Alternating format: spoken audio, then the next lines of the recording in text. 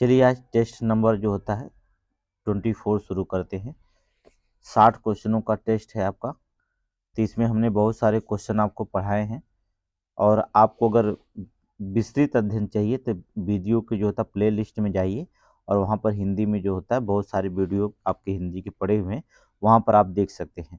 यहाँ हम सिर्फ टेस्ट को जो होता है अध्ययन करेंगे कि आप कितना तैयार कर रहे हैं, उस पे बारे में चर्चा करेंगे, आपको कितना आता है। ठीक है।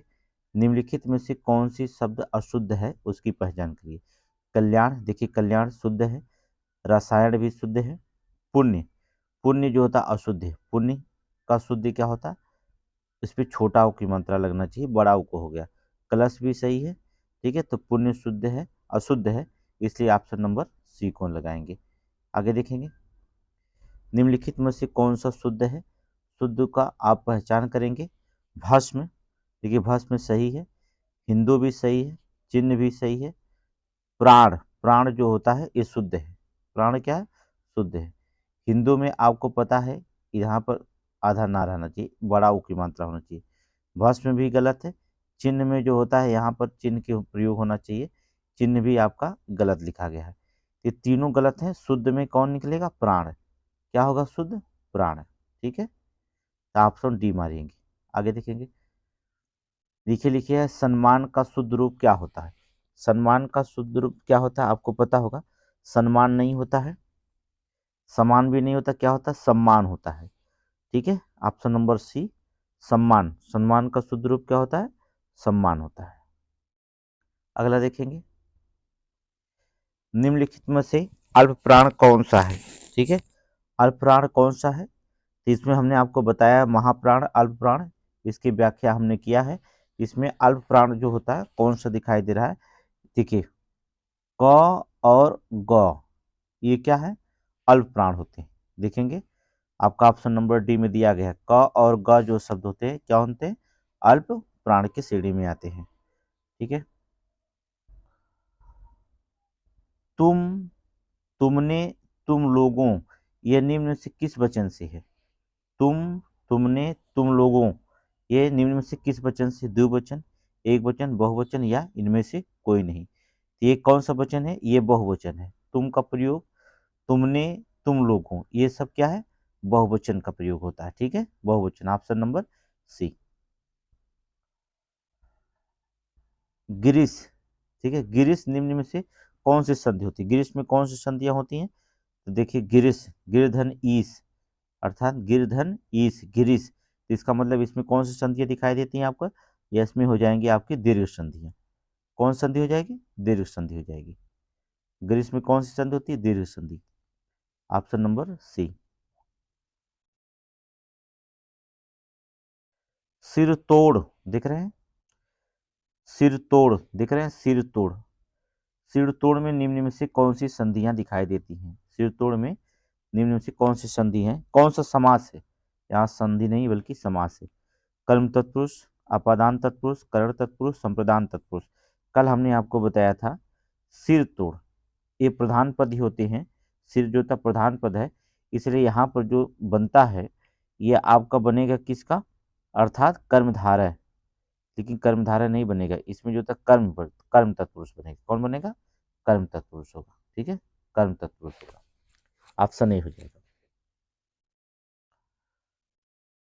महात्मा, महात्मा में निम्न में से कौन सा समास है। महात्मा में, इसको भी हमने बढ़ाया है, जो होता है कौन सा समास बताया था महात्मा में, कर्मधारय समास। कल आपको हिंदी में टेस्ट में बताया था महात्मा में कौन समास है, कर्मधारय समास है। पत्र लेखन निम्नलिखित में से कितने प्रकार के होते हैं। पत्र लेखन जो होते हैं, कितने प्रकार के पत्र लेखन होते हैं, तो आपको बता दें पत्र लेखन जो होता है 3 प्रकार के होते हैं। 8 प्रकार के नहीं होते, कितने प्रकार के होते हैं, 3 प्रकार के होते हैं। बहुत जरूरी है जान लेना आपको। आर में क्वेश्चन पूछा जाएगा, ARO और RO में। हिंदी के प्रसिद्ध कहानीकार निम्न में से कौन से हैं। जो हिंदी के प्रसिद्ध कहानीकार हैं कौन है, मोहन राकेश, हजारी प्रसाद द्विवेदी, प्रेमचंद या जायसी। तो जो प्रसिद्ध कहानीकार हैं वो कौन है, प्रेमचंद्र, याद रखना। जो प्रसिद्ध कहानीकार हैं वो मुंशी प्रेमचंद्र हैं। ठीक है, ऑप्शन नंबर सी। तितली तितली उपन्यास के लेखक निम्नलिखित में से कौन है? मोहन राकेश, जयशंकर प्रसाद, अज्ञे या प्रेमचंद्र? तो तितली के लेखक कौन है? जयशंकर प्रसाद। तितली किसकी रचना है? जयशंकर प्रसाद की उपन्यास है। ठीक है, किसकी है? बहुत बार क्वेश्चन पूछा गया। तितली, जयशंकर प्रसाद। निम्न में से अलंकार का कौन सा भेद है? निम्न में से अलंकार के कौन सा भेद है? लठानुप्रास, चक्रांतप्रास, शब्दालंकार या इनमें से कोई नहीं? सीधे सीधे शब्दालंकार और अर्थालंकार दो भेद होते हैं इसके। ठीक है, एक अलंकार के जो होते तीन भेद माने जाते हैं, उभय अलंकार भी होता है, लेकिन दो ही मुख्य भेद पाए जाते हैं। एक तो शब्दालंकार होता है, दूसरा जो होता है अर्थालंकार होता है। दो ही मुख्य भेद होते हैं, उभय अलंकार कभी कभी दे देता है। ठीक है, निम्नलिखित में से अर्था अलंकार के कितने भेद होते हैं? देखिए, वैसे बताया तो अर्था अलंकार के बहुत भेद होते हैं, लेकिन मूल रूप से इसके जो माने जाते हैं 12 भेद माने जाते हैं। अर्थालंकार के मूल रूप से 12 भेद होते हैं। नहीं तो अर्थों के आधार पर जो होता है बहुत सारे अलंकार होंगे, लेकिन मूल रूप से आपके 12 अलंकार पाए जाते हैं। निम्न में से रस का कौन सा भेद होता है? करुण रस, उल्लेख, रूपक। देखिए, रस जो होता है कौन होता है? करुण रस, श्रृंगार रस। ठीक है, ये सब क्या है? करुण रस जो होता है रस के भेद होते हैं। ठीक है, निम्नलिखित में से अर्थ के अनेकार्थ शब्द क्या है? अर्थ के, ठीक है, अर्थ के अनेकार्थक शब्द क्या है? सत्य, जल, धर्म? नहीं, अर्थ के अनेकार्थक शब्द क्या होगा? कारण, मतलब, धन। ये होता 3, ऑप्शन बी। जो अर्थ के अनेकार्थक शब्द होते हैं, कारण, मतलब और धन। हिंदी निम्न में से किस भाषा परिवार की भाषा है? हिंदी निम्न में से किस भाषा परिवार की जो होता है भाषा है? चीनी, तिब्बती, ऑस्ट्रिक, भरोपी या द्रविड़? तो इसमें क्या हो जाएगा? जो हिंदी जो होती है वो आपको बता दें भरोपी परिवार की भाषा है। कई बार क्वेश्चन पूछा गया है। जो होता है किसका है? भरोपी परिवार की भाषा। कौन? हिंदी।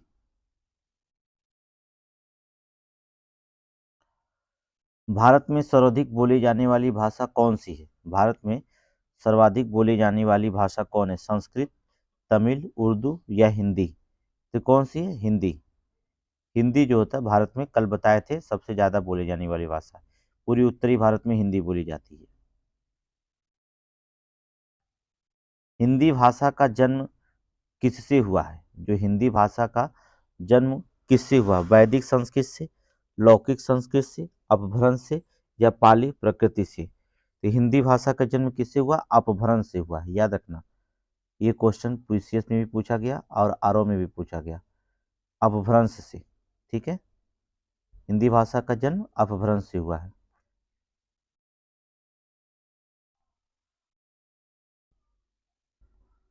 अगला है, निम्न में से कौन सी बोली अथवा भाषा हिंदी के अंतर्गत नहीं आती है?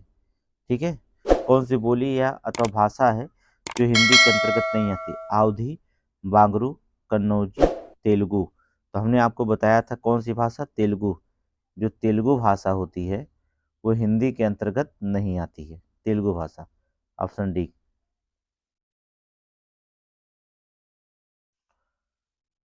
ब्रज भाषा, हिंदी की विशिष्ट बोली ब्रज भाषा निम्न में से किस रूप में सबसे अधिक प्रसिद्ध हुई है? तो सबसे अधिक प्रसिद्धि जो होता है इसको मिली ब्रज भाषा को, हमने बताया था काव्य भाषा में। ठीक है, एक टेस्ट में हमने इसको बताया था काव्य भाषा में सबसे अधिक जो होता है इसको प्रसिद्धि मिली है। किसमें? काव्य भाषा में।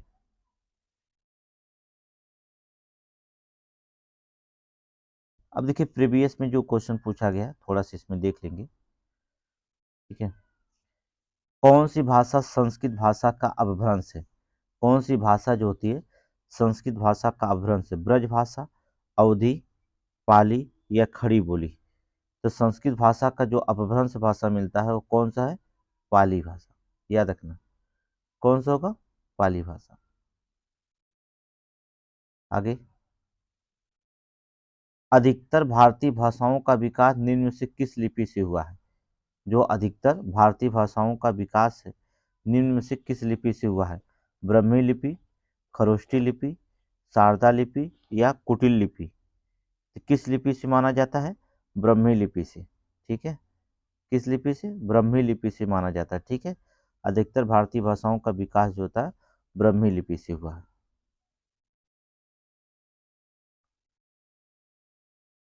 हिंदी भाषा निम्न में से किस लिपि में लिखी जाती है?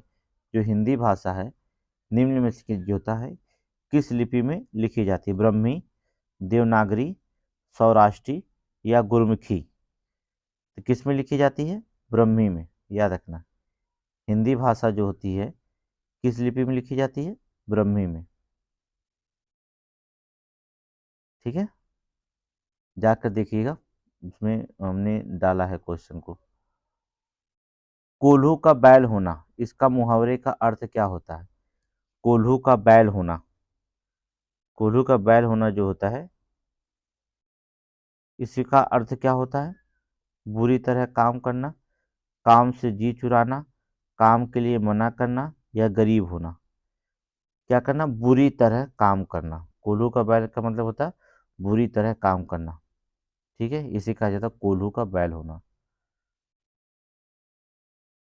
लाल पीला होना का मुहावरे का अर्थ बताना है।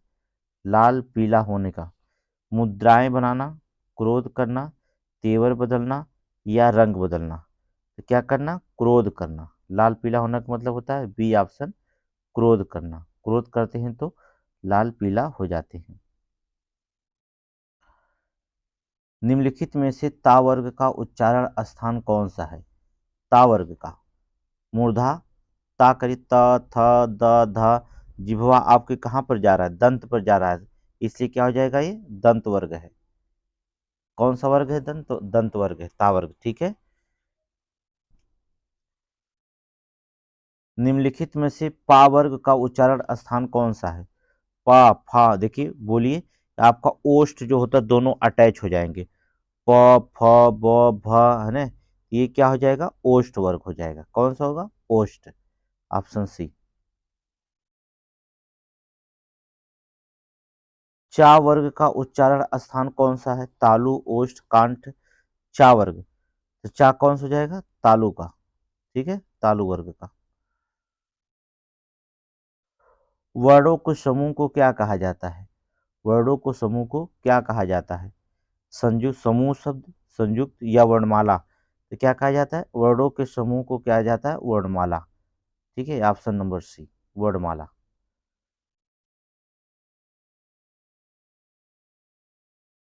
छ, त्र, ज्ञा, ये तीनों निम्न से कौन सा व्यंजन होते हैं?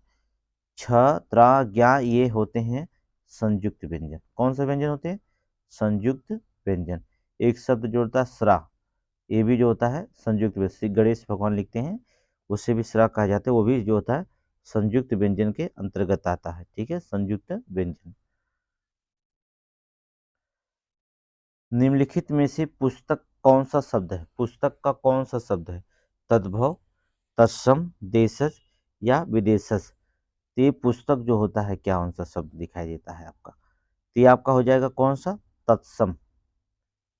ठीक है, क्या है? तत्सम। पुस्तक क्या? तत्सम, याद रखना, पुस्तक है तत्सम है, तद्भव नहीं है। आग कौन सा शब्द है? आग, इसका जो होता है अग्नि होता है। आग कौन सा शब्द दिखाई देता है? ये आपका तद्भव है। ये क्या है?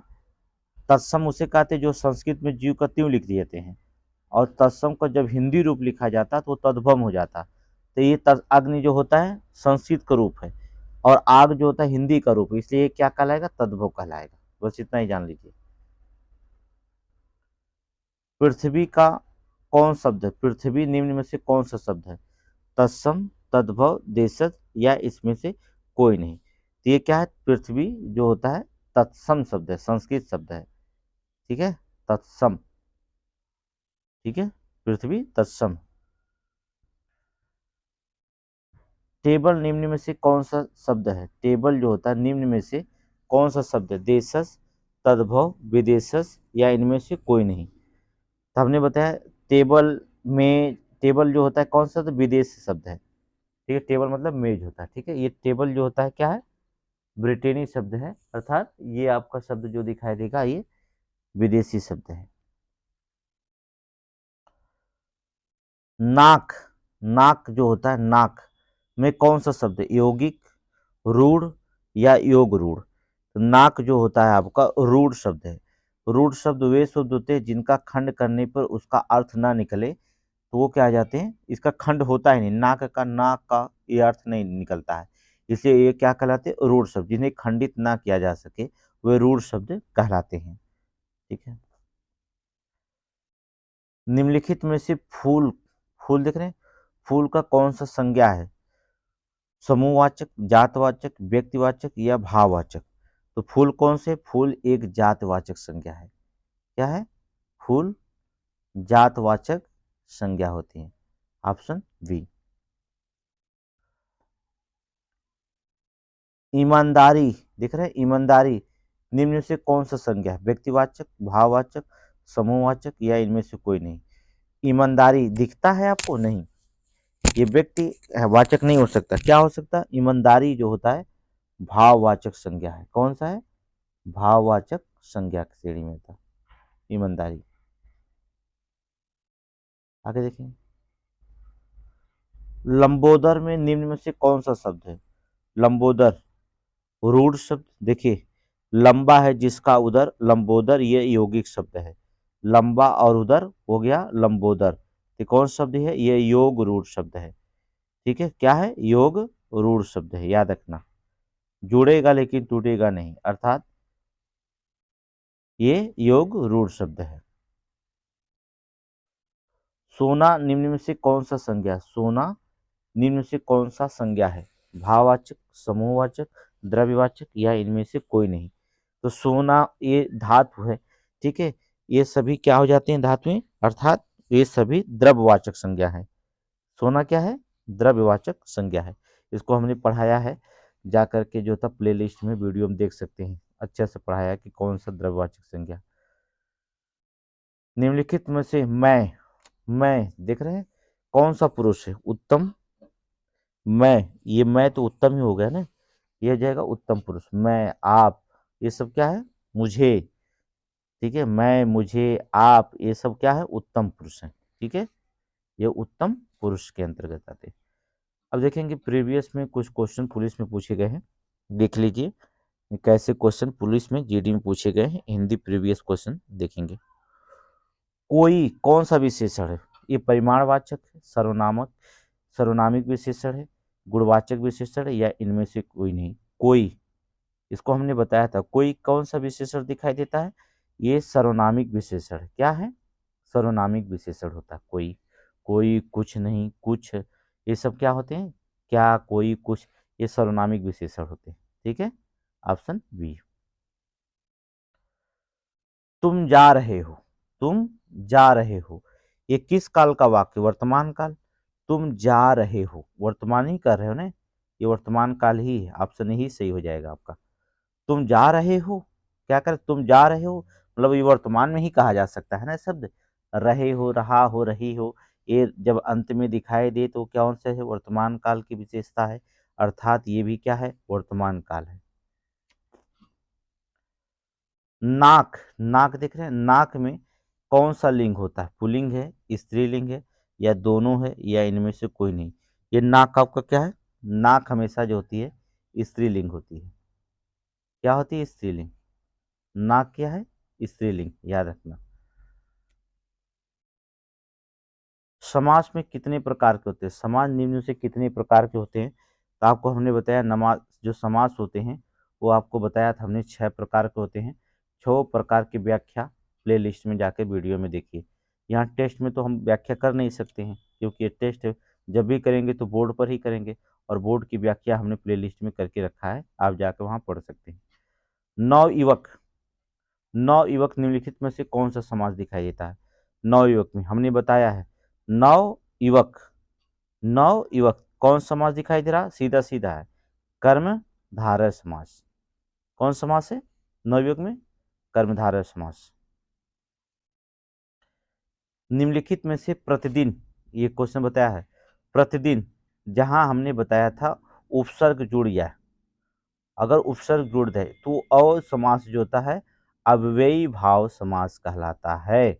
यहाँ पर प्रति देखिए उपसर्ग लगा हुआ है, ठीक है। प्रति क्या है? उपसर्ग। दिन में प्रतिदिन हो गया, तो ये कौन समास हो गया? अव्ययी भाव समास कहलाएगा, ठीक है, अव्ययी भाव समास। देशभक्ति, देशभक्ति में कौन सा समास होता है? कर्मधारय समास, या आपका जो होता है तत्पुरुष समास, द्वंद्व समास। यहाँ पर जो था देशभक्ति, देख रहे हैं कौन सा तत्पुरुष समास हो जाएगा, ठीक है। देशभक्ति में कौन समास होगा? तत्पुरुष समास हो। देखिए कल हमने आपको समास की व्याख्या भी किया था अच्छे से, अगर आप जो था क्लास में उपस्थित रहे होंगे तो आप जान गए होंगे। तत्पुरुष समास किसे कहा जाता है? जिसका उत्तर पद प्रधान हो, ठीक है, उसे हम तत्पुरुष समास की श्रेणी में रख सकते हैं। तत्पुरुष समास। आगे देखेंगे नीलकंठ, ये भी बताया था। नीलकंठ में कौन सा समास हमने बताया था आपको? नीलकंठ में बहुव्रीहि समास, ठीक है। नीलकंठ हमने बताया था बहुव्रीहि, जब दोनों पद अप्रधान दिखाई देते और किसी तीसरे पद की जो होता है और संकेत करते हैं, हमने बताया था किसी तीसरे पद की ओर संकेत करते हैं तो कौन से कहलाते हैं? बहुव्रीहि समास होते हैं। नीलकंठ बताया था, बीड़ा पाणी बताया था, बारहसिंगा बताया था, पंचामृत बताया था, सूर्यपुत्र, महाकाव्य, महावीर, ये सारे शब्द जो होते हैं ये कहाँ आते हैं? आपके बहुव्रीहि समास में आते हैं। पाप पुण्य, हमने इसको बताया था कि ये द्वंद्व समास है, जहां विलोम और विपरार्थक शब्द आ जाते हैं वहां पर कौन समास होता है? द्वंद्व समास होता है। दोपहर, दोपहर देखेंगे, दोपहर में कौन सा समास दिखाई दे रहा है? दोपहर तत्पुरुष समास, कर्मधारय समास, बहुव्रीहि समास या द्विगु समास दिखाई देता है दोपहर में, तो कौन सा हो जाएगा? द्विगु समास, ठीक है। दोपहर द्विगु समास कैसे कहा? जब उत्तर पद जो होता प्रधान हो और पूर्व पद संख्यावाचक हो जाए, संख्यावाचक विशेषण होता है। पूर्व पद क्या होता है? संख्या, दो पहरों का हार अर्थात दोपहर संख्यावाचक विशेषण जब दिखाई दे तो उसे क्या कहा जाता है? द्विगु समास के अंतर्गत रखा जाता है। मैं आज नहीं पढ़ूंगा, मैं आज नहीं पढ़ूंगा, कौन सा वाक्य होगा? निषेधवाचक वाक्य, विधिवाचक वाक्य, आज्ञावाचक वाक्य या संकेतवाचक वाक्य? तो क्लास में यही चल रहा है आपका, ठीक है। तो कौन सा वाक्य जो चला जाएगा? निषेधवाचक वाक्य, मैं आज नहीं पढ़ूंगा, ये कौन सा वाक्य हो जाएगा? निषेधवाचक वाक्य हो जाएगा, ठीक है। देखिए ओह, यहाँ संबोधन का चिन्ह लगा है, ओह में क्या है? संबोधन का चिन्ह लगा, यह पिट ही गया, कौन सा वाक्य हो जाएगा? इसमें जो तो ओह यह पिट ही गया, तो इस क्या हो गया? विस्मया, विस्मय वाचक वाक्य, क्या हो जाएगा? विस्मय वाचक वाक्य कहलाएगा, ठीक है। यदि तुम चलो तो मैं भी चलूं, यदि तुम चलो तो मैं भी चलूं, वाक्य में कौन सा होगा? इसको हमने बताया था, इसके आंसर आप कमेंट में दीजिए। तो कल हमने बताया था, तो आप आंसर देखिए कि आप पढ़ रहे हैं कि नहीं पढ़ रहे हैं, कमेंट में आंसर जरूर दीजिएगा। तुम अपने काम में सफल रहो, तुम अपने काम में सफल रहो, इस वाक्य में कौन है? इच्छावाचक वाक्य है, संदेहवाचक वाक्य है, विधिवाचक है, इनमें से कोई नहीं है। तो कौन सा होगा? तुम अपने काम में सफल रहो, कौन सा वाक्य है? ये इच्छा के अनुसार कह रहा है, कोई की इच्छा है तभी तो कह रहा है तुम अपने काम में सफल रहो, आशीर्वाद दे रहा है तुम अपने काम में सफल रहो, तो ये क्या हो जाएगा? इच्छा के अनुसार, अर्थात इच्छावाचक वाक्य कहलाएगा। रस भरा, रस भरा निम्न में से कौन सा तत्पुरुष समास है? कर्म तत्पुरुष, करण तत्पुरुष, संप्रदान तत्पुरुष या इनमें से कोई नहीं? रस भरा, रस भरा में कौन सा है? अर्थात करण तत्पुरुष है, रस भरा में करण तत्पुरुष है। स्वर्ग प्राप्त, अर्थात स्वर्ग प्राप्त निम्न में से कौन सा तत्पुरुष समास होता है? स्वर्ग को प्राप्त, स्वर्ग को प्राप्त, को लगा है ना, स्वर्ग को प्राप्त कौन हो जाएगा? अगर ये तो स्वर्ग को जहां लेप होता है वो कौन होता है? कर्म तत्पुरुष कहलाता है। कौन सा तत्पुरुष होता है? कर्म तत्पुरुष। स्वर्ग को प्राप्त, चिन्ह में लोप को का लोप बनने से वाला समास जो होता है वो क्या कहलाता है? कर्म तत्पुरुष कहलाता है। तत्पुरुष के 6 भेद होते हैं, ठीक है। तत्पुरुष के 6 भेद होते हैं, उसमें कर्म तत्पुरुष जो कहलाता है। यथा संभव, यथा संभव में कौन सा समास होता है? यथा संभव निम्न में से कौन सा समास होता है? द्विगु समास, तत्पुरुष समास, अव्ययी भाव समास या कर्मधारय समास? यथा संभव अर्थात यथा संभव ये अव्ययी भाव समास होगा, क्योंकि इसमें पूर्व पद प्रधान है और यथा शब्द जो होता है, यथा और संभव, देख रहे हैं, यथा जो होता है एक उपसर्ग लग दी, संभव में जुड़ गया है जाकर, तो बन गया है यथा संभव। इसलिए उपसर्ग होने के नाते ये अव्ययी भाव समास की श्रेणी में रखे जाएंगे, ठीक है। बीड़ा पार में निम्न से कौन सा समास है? अभी अभी हमने बताया कि बीड़ा पार में कौन सी समास बताया था, अभी अभी कौन सा बताया बीड़ा पार में? अर्थात जब तीसरे की ओर संकेत करे तो वह जो होता है किसी तीसरे पद की ओर संकेत करे, बीड़ा पार किसे कहा जाता? अर्थात सरस्वती, सरस्वती माता बीड़ा पार तीसरे पद की ओर संकेत करे तो सीधे सीधे हमने बताया बहुव्रीहि समास है। या दोनों पद अप्रधान दिखाई दे तो उसे क्या कहा जाता? बहुव्रीहि समास कहा जाता है। दुअन्नी, दिख रहा है ना, दुअन्नी में से कौन सा समास? दुअन्नी, जैसे लिखा है दुअन्नी में कौन सा समास दिखाई देगा?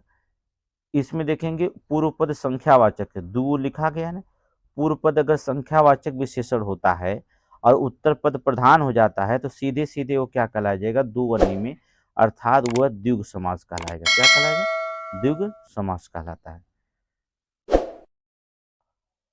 पदबंध, पदबंध में कितने प्रकार के होते हैं? पदबंध कितने प्रकार के होते हैं हमने इसको बताया है। पदबंध जो होता है 3 प्रकार के होते हैं, ठीक है। इसकी चर्चा हम कल करेंगे, क्योंकि इसकी जो होता क्लास में ही चल रहा है आपका विधिवाचक, प्रेरणावाचक, और इसी पदबंध पर हम पहुंचने वाले हैं जिसकी व्याख्या आपको हम करेंगे।